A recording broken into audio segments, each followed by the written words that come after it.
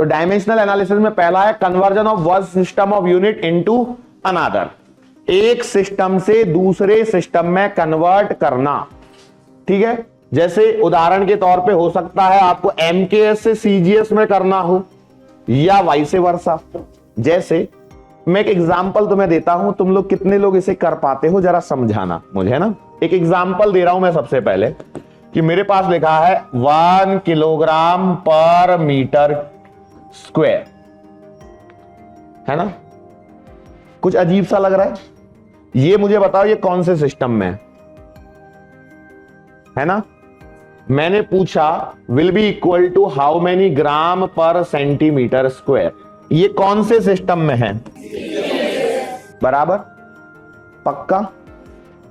तो मैं एक सिस्टम से दूसरे सिस्टम में जाने के लिए डायमेंशनल एनालिसिस पे डिपेंड रहने के बजाय मैं यदि इसे सीधा लिखूं 1 किलोग्राम का के हटेगा, to remove multiply 10 to the power 3 gram, metre को सेंटीमीटर टू पुट, तो क्या आएगा 10 टू द पावर -2 से कहां डिवाइड करेंगे 1 अपॉन 10 टू द पावर -2, और ये सेंटीमीटर हो जाएगा, इसका स्क्वायर करेंगे तो ये ऊपर चला जाएगा तो 10 टू द पावर 7। कैसे हुआ देखो भाई, इसको लिखेंगे हम यहां पर 1 इंटू, जब इसको सॉल्व करेंगे देखो ये जाएगा कैसे 10 to the power 3 whole divided by 1 upon 10 to the power -4। हाँ, तो ये क्या हो जाएगा सेंटीमीटर स्क्वायर और ये ग्राम बचा, तो क्या अब ये ऊपर जाएगा, जाएगा ना। तो ये ऊपर जब जाएगा तो कितना बचेगा 1 into 10 to the power 3 into 10 to the power -4 और ग्राम पर सेंटीमीटर स्क्वायर, बोलो कितना आएगा 10 to the power -1 gram per centimetre square. अब यहां पे ध्यान क्या रखा, बस मैंने कन्वर्जन किया, प्रीफिक्स कन्वर्जन मुझे आता था, अरे प्रीफिक्स कन्वर्जन तो मुझे आता था ना, उसी पर बेस्ड था ये डायरेक्टली। लगभग हर चीज के लिए कर सकते हैं कि नहीं कर सकते, कर सकते हैं, डायरेक्टली करना पॉसिबल है कि नहीं है, लेकिन हमें डायमेंशनल एनालिसिस के बेसिस पर जब मैं बात करता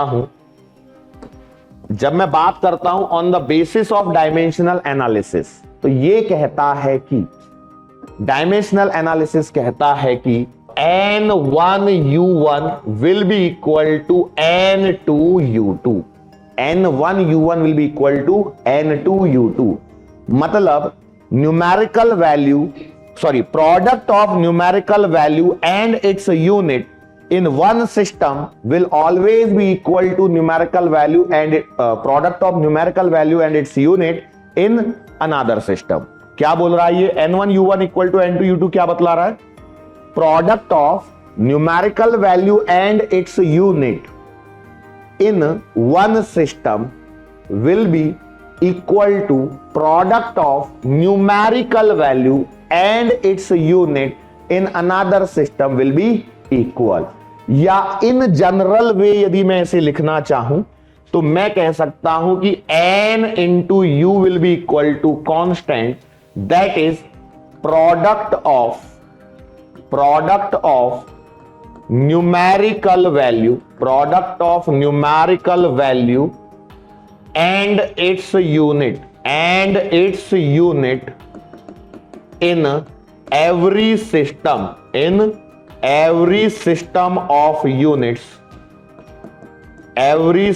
of units remain what, constant, that is n u बराबर कांस्टेंट। तो यहां से एक बात देखो, n is proportional to 1 by u, yes or no? n proportional to 1 by u का क्या मतलब है, यूनिट बड़ी होगी तो न्यूमेरिकल वैल्यू छोटी, और यूनिट छोटी होगी तो न्यूमेरिकल वैल्यू बड़ी। क्या समझ में आया यहां पे कि भैया न्यूमेरिकल वैल्यू बड़ी होने पर यूनिट छोटी होती है और छोटी यूनिट के लिए न्यूमेरिकल वैल्यू बड़ी होती है। एग्जांपल देखें, मीटर, 1 मीटर कितना होता है 100 centimetre, 1 metre equal to 100 centimetre. क्या ये बेसिक बात मैं पहले से जानता हूं? ये पढ़ने से पहले भी जानता था? ये मैंने नहीं पढ़ाया था तब भी आप लोग इस बात को जानते थे? अरे जानते थे कि नहीं जानते थे? हाँ, तो यहां पे 1 मीटर में 1 छोटा डिजिट है और 100 सेंटीमीटर में 100 बड़ा डिजिट है, मतलब न्यूमेरिकल वैल्यू सेंटीमीटर में बड़ी आ रही है। और जब हम देखते हैं तो 1 मीटर बड़ा होता है और 1 सेंटीमीटर छोटा होता है। तो इसका मतलब सेंटीमीटर कैसी यूनिट है? छोटी। और मीटर कैसी यूनिट है? बड़ी। किलोमीटर उससे भी बड़ी। तो उसके लिए न्यूमेरिकल वैल्यू क्या होती जा रही है? जैसे जैसे यूनिट की साइज बड़ी होगी न्यूमेरिकल वैल्यू क्या होती जाएगी? छोटी। जैसे जैसे यूनिट बड़ी होती जाएगी न्यूमेरिकल वैल्यू छोटी, और यूनिट छोटी होती जाएगी तो न्यूमेरिकल वैल्यू बड़ी। पॉइंट क्लियर है? आगे पीछे दोनों साइड से क्या बोला मैंने? n1u1 बराबर n2u2। इसका मीनिंग क्या है? Product of numerical value and its unit in one system will be equal to product of numerical value and unit in another system will be equal that is n1u1 equal to n2u2. It means n into u क्या रहेगा? Constant. इसका मतलब क्या हुआ? n into u क्या रहेगा? Constant. तो मैं हर सिस्टम के लिए जब बात करूं, for every system product of numerical value and its unit will be what? Constant. For every system her system के लिए product of numerical value and its unit will be constant. सबसे स्टैंडर्ड सवाल के साथ में शुरुआत कर रहे हैं हम लोग। न्यूटन किसकी यूनिट है? फोर्स की। जब तक मुझे ये नहीं पता होगा तब तक मैं कन्वर्जन नहीं कर सकता। ठीक है? न्यूटन यूज किया जाता है किसमें? एसआई सिस्टम में, और SI system is what? Extended version of MKS। मतलब ये MKS में है। अब डायन कौन से सिस्टम में होता है? CGS। जब तक मुझे ये नहीं पता होगा तब तक मैं नहीं कर सकता। तो मैंने माना भैया कि 1 न्यूटन जो है वो है आपके X डायन। ठीक है? 1 newton is equal to X dyne. Now newton जो है वो है आपकी फोर्स की यूनिट। तो मैं यहां पर क्या करूं? मुझे इसके डायमेंशंस पता होने चाहिए। तो भैया हम न्यूटन के लिए यूज करते हैं क्या? M1 L1 T-2 बराबर।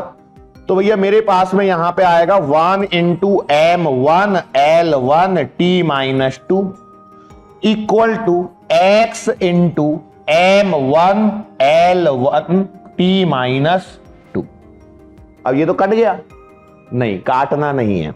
सुनो, यहां पर बस ध्यान रखो कि मैं इधर में क्या चल रहा हूं? MKS। यहां क्या चल रहा हूं? CGS।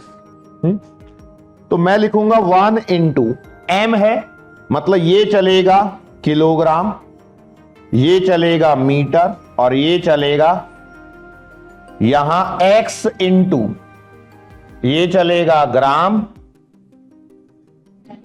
सेंटीमीटर और सेकंड की पावर -2। अब जहां आपको क्या चाहिए? X। आपको क्या चाहिए? X। So it implies X will be equal to 1 kilogram metre second की पावर -2 अपॉन ग्राम सेंटीमीटर और सेकंड की पावर, कैंसलेशन करेंगे और सॉल्व, तो देखो ये तो कट जाएगा लेकिन ये बच गया। तो x बराबर क्या आएगा? 1 तो है ही है, किलोग्राम।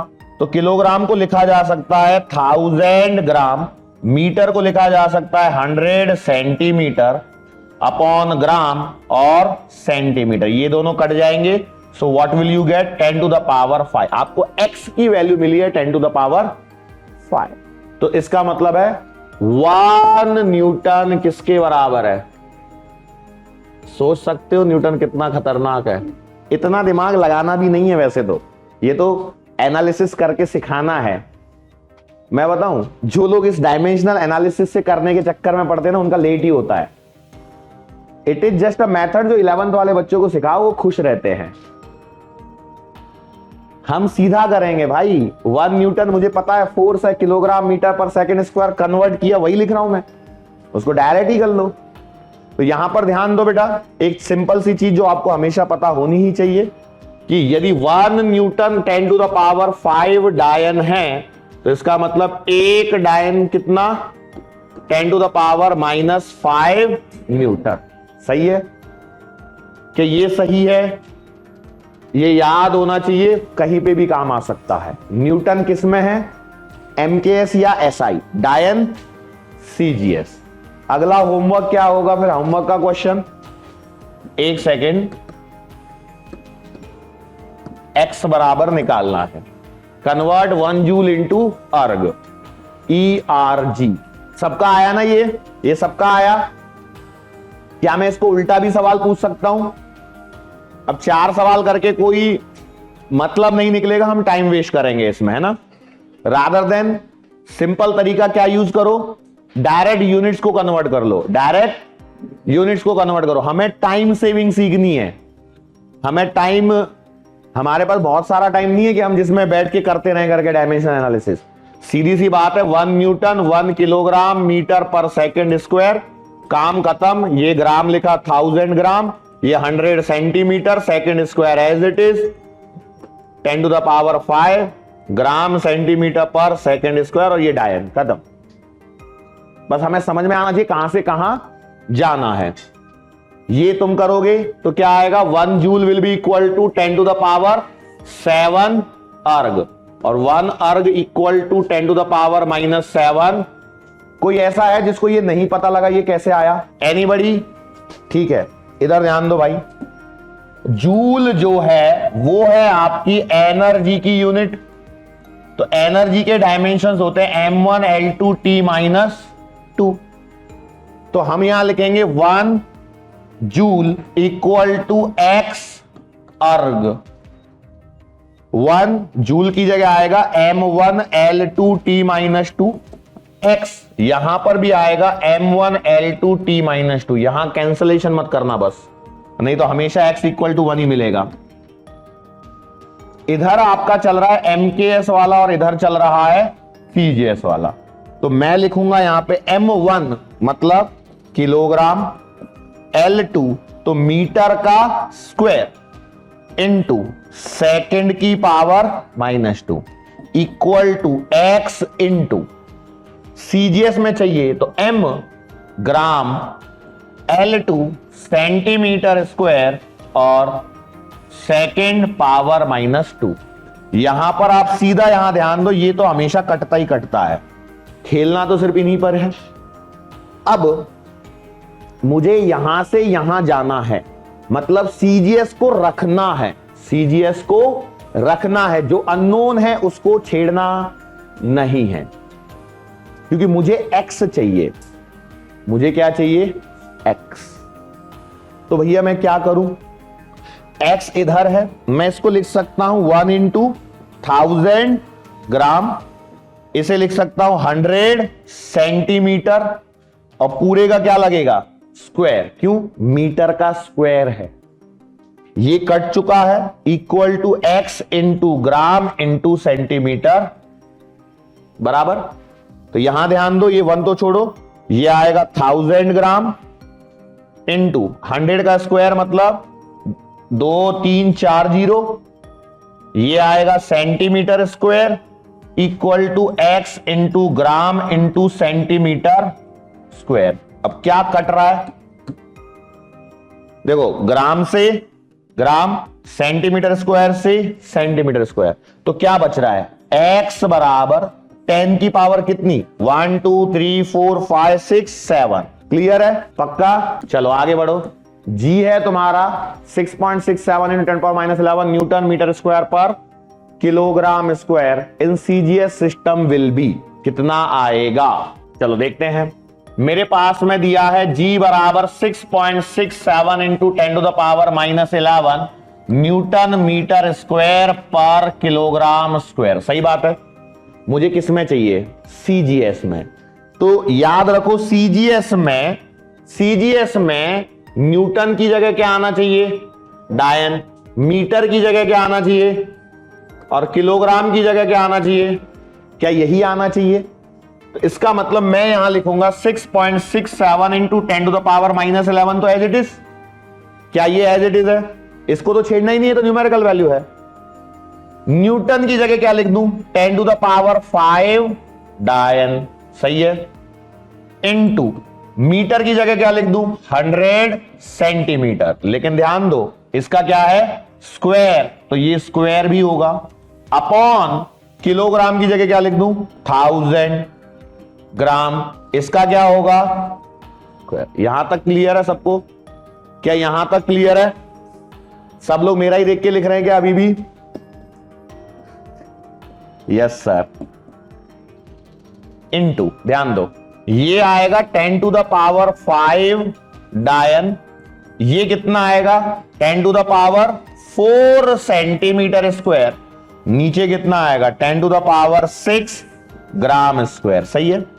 ये सबको समझ में आया? भाई 3 जीरो है यहां पे, तो 6 होनी चाहिए। यहां 2 है तो 4 होनी चाहिए। क्लियर? अब इसको कैंसल आउट और करना है बस। तो यहां पर ध्यान से देखना, ये 5 जीरो से कट जाएंगी तो 1 जीरो बचेगी, और इस 1 से काटोगे तो ये 3 बचेंगी। मतलब आपके पास कितना आ गया? 6.67, 10 टू द पावर -11 और 10 की पावर 3 जीरो आ रही है। कितनी आ रही है? 3। बचा क्या है? डायन सेंटीमीटर स्क्वायर पर ग्राम स्क्वायर। बोलो, ये 3 कटेंगी तो कितना आएगा? -8। अब सेम सवाल है ये। The same question can be asked in different way, so you need to understand the language of the question. Sometime the same question जो आपने यहां पे पढ़ा है, उसकी लैंग्वेज बदल के आपको एग्जाम में क्वेश्चन हो सकता है। तो क्या ये यही पूछ रहा है कि जो G जिसकी value 6.67 into 10 to the power -11 newton metre square पर किलोग्राम स्क्वायर है, यही है क्या? अरे भाई F बराबर GM1M2 अपॉन R स्क्वायर, तो G बराबर आएगा FR स्क्वायर अपॉन M1M2। तो न्यूटन मीटर स्क्वायर पर किलोग्राम स्क्वायर ही है क्या? बस न्यूमेरिकल वैल्यू तुम्हें याद होनी चाहिए। कर सकते हैं, बराबर है, वही सेम सवाल है। सेकंड है to check the correctness of a formula. किसी भी फॉर्मूला को चेक करना वेदर इट इज करेक्ट और नॉट। यहां पे एक और शब्द होना चाहिए, डायमेंशनली। डायमेंशनली। अब समझते हैं जरा इसको, एग्जाम्पल से समझेंगे सीधा सीधा। ध्यान दें इधर, क्या है? आपने फर्स्ट काइनेमेटिकल इक्वेशन देखी हुई है, V = U + AT, यस और नो। अब हमें चेक करना है क्या ये डायमेंशनली सही है या गलत। यदि ये सही है तो इसका मतलब क्या है कि dimensions of LHS will be equal to dimensions of RHS। तो भैया डायमेंशंस ऑफ LHS निकालना कितने आएंगे? V के आएंगे कितने? M0 L1 T-1। अब आगे देखो, U के डायमेंशंस कितने आएंगे? M0 L1 T-1। कहां से आ रहे हैं, समझ में आ रहा है? V = U + AT में V क्या है? Final velocity. U क्या है? Initial velocity. A क्या है? एक्सेलरेशन। T क्या है? टाइम। बराबर। तो वेलोसिटी है तो डायमेंशन L1 T-1 हो गए। यहां पे U भी वेलोसिटी है तो इतने हो गए। फिर मैं लिखता हूं A × T, तो क्या आएंगे? A के लिखूंगा M0 L1 T-2 into T के क्या आएंगे? T1। तो ओवरऑल वही आएगा M0 L1 T-1। अब डायमेंशंस ऑफ RHS कितने आएंगे?